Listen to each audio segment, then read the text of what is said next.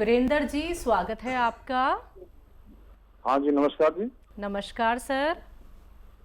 Madam, बात हो पाएगी हकीम साहब से? बिल्कुल, बात कीजिए जी, बात हो रही है। जय हिंद, स्वागत है आपका। हाँ, नमस्कार गुरु जी।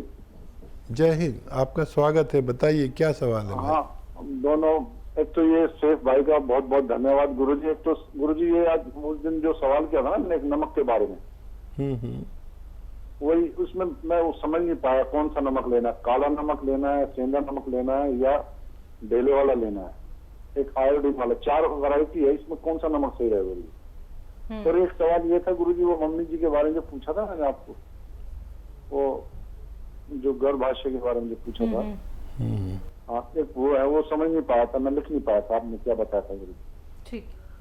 अच्छा गुरु जी, ये है कि जैसे छाछ है, जैसे आप बताते हैं ना, ये सिरका बनाना होता है, तो इसमें हम छाछ और तांबा मिला सकते हैं? जैसे और जिस चीज का भी हमें बनाना हो, जैसे पौधे पे डालते हैं तो उसमें छाछ और तांबा मिला देते हैं, तो बहुत खट्टा हो जाता है, उसको स्प्रे करते हैं, उससे सारे कीड़े वगैरह सब मर जाते हैं। तो एलोवेरा के उसमें ये मिला सकते हैं? जैसे सिरका बनाना होता है, आप बताते हो, बंद उसको बाल्टी में रख देते हैं, ठीक क्या है, ये ठीक मिला है। सकते हैं? ये सवाल है गुरु जी। और एक ये है कि ये गुलाब जल और फिटकरी का आपने कल जो बताया था नुस्खा, टीवी पे शाम को जो बताया था, एक इसके बारे में पूछना है गुरु जी। ठीक है। अच्छा देखिए, तांबा नहीं मिला सकते सिरके में, तांबा नहीं मिला सकते, वो बहुत खतरनाक रिएक्शन करता है। और तांबा दरअसल जहरीला होता है। इसको बस किसी भी एसिड में, यानी ना नमक डाल सकते हैं इसमें, ना कुछ और ऐसा एसिड, तांबा उससे रिएक्ट करके जो लिक्विड बनाता है वो जहरीला होता है, तो तांबा तो बिल्कुल नहीं डाल सकते। और क्या पूछा है नमक के बारे में, मैंने आपको बताया। देखिए, नमकियात तो बहुत होते हैं, लेकिन मैंने कभी ये नमक नहीं बताया। मैं हमेशा नमक जैतून की सिफारिश करता हूँ। नमक जैतून आप लिख लें, नमक जैतून असली लें। ये स्वाद में नमकीन नहीं होता, इसकी पहचान है, देखने में बिल्कुल नमक जैसा होता है। एक चुटकी दिन में 1 बार या 2 बार इसे इस्तेमाल कर सकते हैं जी। माता जी को लेके सवाल था, गर्भाशय उनका बाहर आ गया था। हाँ, तो उनके लिए मैंने बताया था, मुझे याद है कि गौन चिलगोज़ा, चिलगोज़े का गौन। चिलगोज़ा एक ड्राई फ्रूट है जो जितने दुनिया में ड्राई फ्रूट हैं उनमें सबसे महंगा आता है, और उसका गौन उससे भी महंगा आता है, लेकिन 10-20 रुपये रोज़ की दवा से ज़्यादा नहीं होता है। बस एक चुटकी गौन चिलगोज़ा उन्हें खिलाएं, और एक चुटकी खाने का सोडा, जो मीठा सोडा कहलाता है, 2 गिलास पानी में मिला के ये पानी पिला दिया करें आपकी माता जी के लिए। ये नुस्खा जी। अगले कॉलर हैं रविशंकर जी, स्वागत है आपका। हेलो जी सर। मैडम, नमस्ते भाईजान, सलाम वालेकुम जी। जय हिंद, स्वागत है भाई आपका। भाईजान, मैं रविशंकर मिश्रा बोल रहा हूँ, एक भूतपूर्व सैनिक हूँ। जी जी, इस्तकबाल है आपका, स्वागत है। भाईजान, मैं आपसे 2019 से जुड़ा हुआ हूँ, आपकी कंपनी से, और आपके प्रोडक्ट को देखते रहता हूँ। आपके जो बताते रहते हैं नुस्खे, वो नुस्खे भी देखते रहता हूँ भाईजान, और लोगों को वो नुस्खे भी बताता हूँ, और आपकी कंपनी से दवा बुला करके भी देता हूँ। इसमें हमारी जो बहन रेखा है 36 नंबर, उनके माध्यम से बुला के मैं बहुत से लखनऊ वालों को सुधार चुका। आपकी जैतून का सिरका है, काला गोंद है, सिया गोंद है, ऐसी जो चीज लगती है वो चीज बुलाकर देते रहता हूँ भाईजान। कितने लोगों को फायदा पहुंचाया होगा आपने? कम से कम भाईजान 10 से 12 आदमी ठीक हो गए। अच्छा, बहुत बहुत शुक्रिया, आपने लोगों की सेवा की। अपना नंबर लिखवाना, फ़ोन काटना नहीं, ये हमारे मीडिया कर्मी आपका नंबर लिखेंगे बात होने के बाद, काटिए नहीं। तो हमारे मीडिया कर्मी आपसे संपर्क करेंगे, आपका इंटरव्यू और सब कुछ इन्हें चाहिए ताकि लोगों को फ़ायदा पहुंच सके। और बताइए क्या सेवा? बढ़िया सर, कोई एक प्रॉब्लम, शुगर तो है मेरे को, इनने मेरे को नमक शिवरंजन भेज दिया। शिवरंजन भेज दिया साहब सर, तो उसको कैसा करना है बता दीजिए आप। ठीक है, ठीक है। हाँ, देखिए, नमक शिवरंजनी और नमक जैतून और नमक कलौंजी, ये तीनों चीज़ें एक सा काम करती है। जहाँ नमक जैतून की ज़रूरत पड़े वहाँ पर आप इसे एक चुटकी एक वक्त में इस्तेमाल कर सकते हैं। और ये भी वही सलाहियतें रखता है जो नमक जैतून और नमक कलौंजी में है। अगले कॉलर है हमारे साथ, बात कर लेते हैं। हरियाणा से है निर्मला जी, स्वागत है आपका। हाँ जी, नमस्कार मैम। जी नमस्कार मैम। नमस्कार भाई साहब सुलेमान जी। जय हिंद, स्वागत है हमारी बहन का। सर मेरा आपसे एक प्रश्न है सर। जी। मेरा लड़का है सर, उसकी उम्र 14 साल है सर। उसको ना आधे सर में दर्द रहता है और आंखें भारी भारीपन रहता है आंखों में। ठीक है। और सर एक प्रश्न मेरा है, जो मेरे को ना पित्त ज्यादा बनता है सर। जैसे मैं खाना खाती हूँ तो मेरे को ना खट्टी डकार आती है और खाना हजम नहीं होता है सर। ठीक है। अच्छा, देखिए, बच्चे को अगर नज़ला वगैरह रहता है और नज़ला हुआ, खांसी हुई, बलगम हुआ और उसने कोई दवा ले ली एंटी एलर्जिक, तो वो सब कुछ सुखा देती है, नसों में बलगम को सुखा देती है। तो अगर ऐसा होता है तो बलगम निकालने की दवाएं, कफ निकालने की दवाएं डॉक्टर से लें अपने, जिससे आप इलाज कराते हैं, तो वो निकलते ही आपका बच्चा तंदुरुस्त हो सकता है। और इनका सवाल, पित्त ज़्यादा बनता है। पित्त ज़्यादा बनता है, एसिडिटी, कब्ज़। तो देखिए, बहुत अच्छा नुस्खा है। सौंफ, सौंठ, जीरा, अजवाइन, धनिया, मेथी, मेथी का दाना। एक बार और बोलता हूँ, आप लिख लें। सौंफ 100 ग्राम, सौंठ 100 ग्राम, सौंफ, सौंठ, जीरा, अजवाइन 100 ग्राम और धनिया और मेथी का दाना 100 ग्राम। इन सबको पाउडर बना के घर में रखा करिए। किसी को भी आधी रात को ज़रूरत पड़े तो बड़ा काम आता है। और एक आता है नमक जैतून। ये नमक अलग टाइप का नमक है, देखने में नमक जैसा, लेकिन स्वाद में नमकीन नहीं होता। एक चुटकी नमक जैतून 2 गिलास पानी में मिलाना और इस पानी से आप ये जो 6 चीज़ों का पाउडर बनाया है, इसको खाकर पानी पी लें, बस दिन में एक बार। बहुत ही ज़्यादा रोग है तो 2 बार भी ले सकते हैं। वैसे एक ही बार में बहुत फ़ायदा शुरू हो जाता है। आप इस तरह इस्तेमाल करें, फ़ायदा उठाएं। जी। मध्य प्रदेश से हैं दीपा जी, स्वागत है आपका।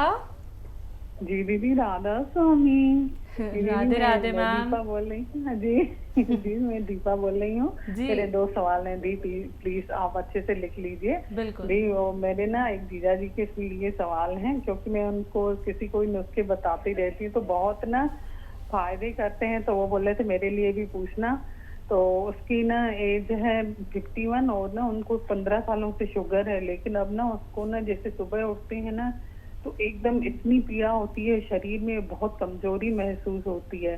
और ना वजन है उसका 88 और उनको शुगर है।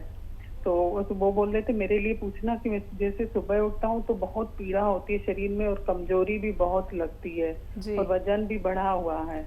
मैंने कहा ठीक है, मैं अपने सर से पूछूंगी आपके लिए तो वो क्या करें। और दूसरा ना उस प्रेग्नेंट बहू के बारे में पूछूंगी, तो उसका ना अभी 8वां महीना चल रहा है, तो वो बोल रही थी जैसे नॉर्मल डिलीवरी हो और उसको ना सर्दी बहुत बनी रहती है, छींके और सुबह शाम बहुत छींकती है और बहुत सर्दी बनी रहती है। और बोल रही थी दीदी मेरे लिए पूछना कि नॉर्मल डिलीवरी कैसे होगी, तो मैं उसको अपनाऊं। मैंने कहा ठीक है, मैं पूछ के बता रही हूँ अपने सर से। पहले भी बहुत उनको फायदे हुए हैं, तो वो बहुत दिन से बोल रहे मेरे को। जी बस इतना ही, राधा स्वामी सर जी। आप तो बहुत अच्छे हमारे व्यूवर्स में से हैं। आपकी बहू को भी मुझे मालूम है कि उनको रिसाव शुरू हो गया था, ब्लीडिंग शुरू हो गई थी। फिर आपने मुझसे नुस्खा पूछा था, डॉक्टरों ने मना कर दिया था नहीं हो सकता, फिर मैंने नुस्खा बताया था, फिर वो बच्ची अच्छी हो गई थी। मेरी तरफ से प्यार करना उसको और कोशिश करें नॉर्मल डिलीवरी हो। अब जो 9वां महीना लगेगा तो इस बच्ची से सब वो काम कराइए जो नौकरों से कराते हैं आप, यानी झाड़ू पोंछा लगवाना, बच्ची को शायद बुरा ना लगे, क्योंकि वो भी मुझे ज़रूर प्रेम करती होगी। और एक कपड़े धुलवाई ज़मीन में बैठ के, चाहे आपके यहाँ नौकर चाकर हों, मशीनें हों धोने की, लेकिन उससे कराइए जितना भी उससे हो सके। तो ये 2 काम कराना शुरू कर दीजिए उससे।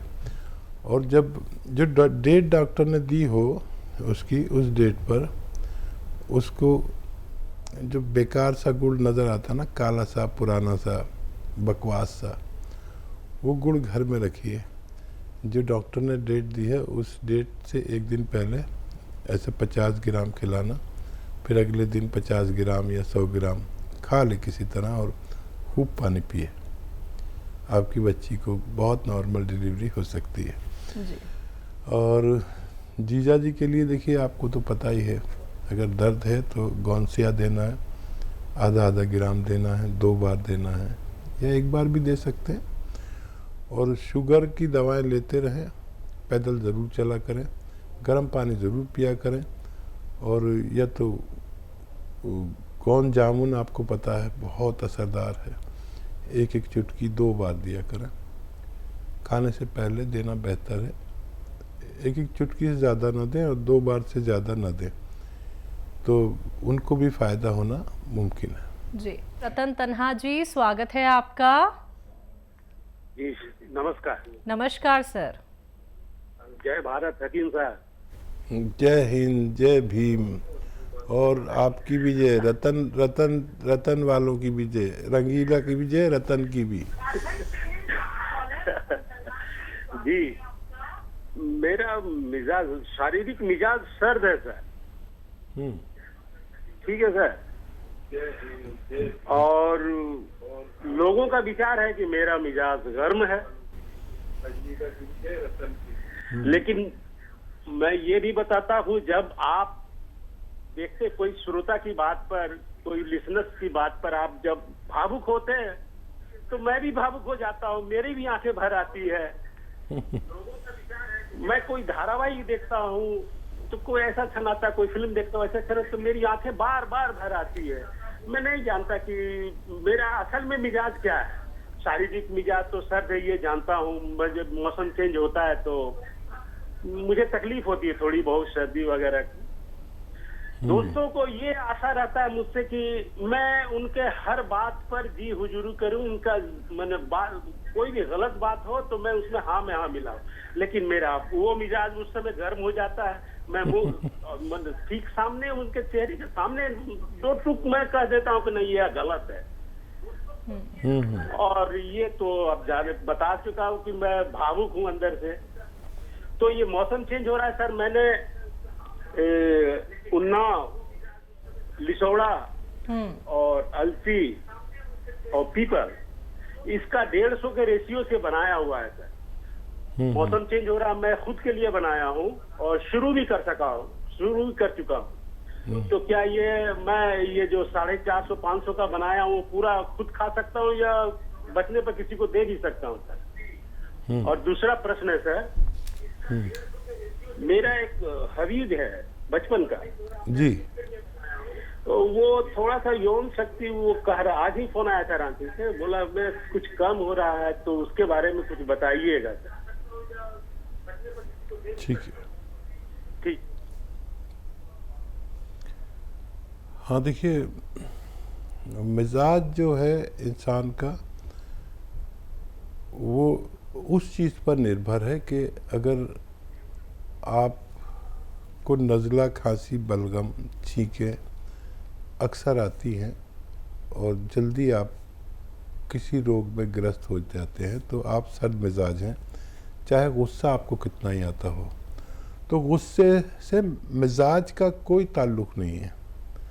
और समझ लीजिए कि आपको बार बार बलगम, खांसी, छींकें रहती है, तो आप ठंडे मिजाज के हैं और आपके अंदर इम्यूनिटी यानी रोग प्रतिरोधक क्षमता कम है। ये तयशुदा बात है यूनानी और आयुर्वेद की।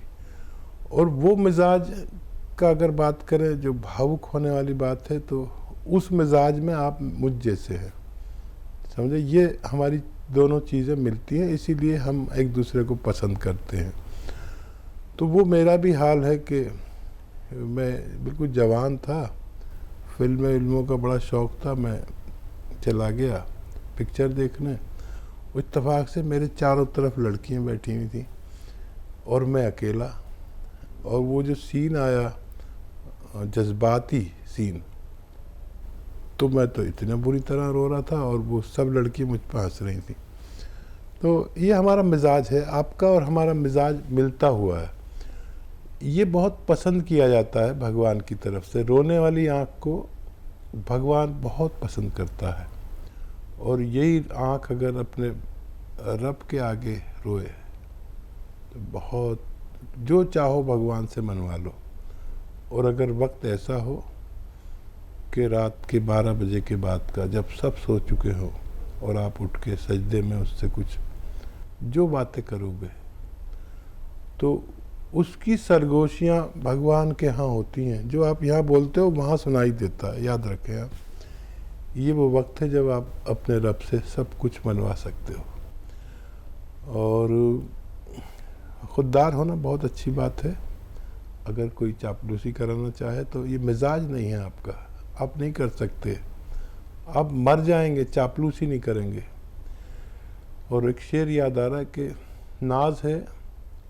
नाज है अपनी कच कुलाही पर। कच कुला कहते हैं, पहले वो कुला बांधते थे ना ऐसे, तो वो थोड़ा टेढ़ा होता था, तो उसका एक मतलब होता था कि मैं चापलूस नहीं हूँ, जो टेढ़ा सा लग बांधते थे। नाज है अपनी कच कुलाही पर, चापलूसी मेरा उसूल नहीं।